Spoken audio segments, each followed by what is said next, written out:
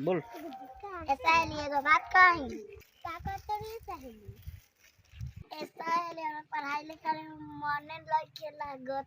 कौन पेट में ओझत कह देले बारह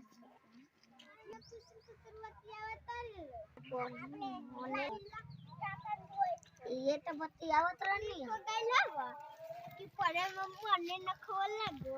बात काहे बुरा ना मानी हां बुरा नहीं मन बाबा हम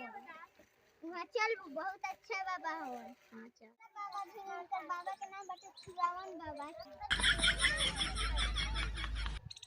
ये बाबा के दरबार बाटे हाँ ये बात चलो चलो चल ये कुटिया बाटे बाबा पूछिला नाम बाबा पूछिला नाम बाबा पूछिला छुआवन बाबा खुशी रहा बाबा चूल्ही में लाग रहा खुशी रहा बबुआ खुशी रहा से बातें बबुई पढ़े में मन नहीं लागो बदले बका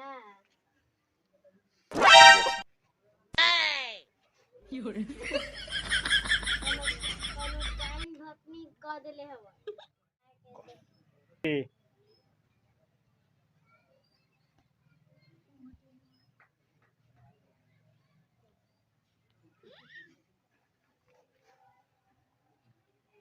हमारी हमरे के कह देले बैलेंस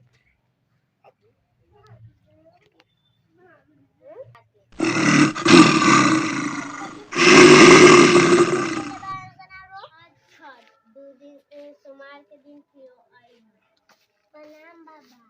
ये खुशवावन बाबा का नाम अगले सोमवार के है ठीक है गोर लागिले छुआवन बाबा देखिले बाबा हमरा गेलू बगल वाली नु बहुत खेलावत था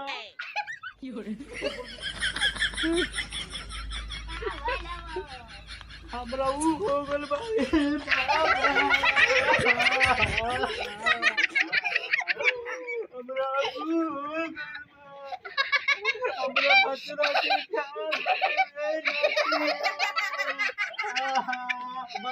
दोस्तों मेरा वीडियो अच्छा लगा हो तो सब्सक्राइब प्लीज और मेरे चैनल को कमेंट और लाइक जरूर कीजिएगा। धन्यवाद।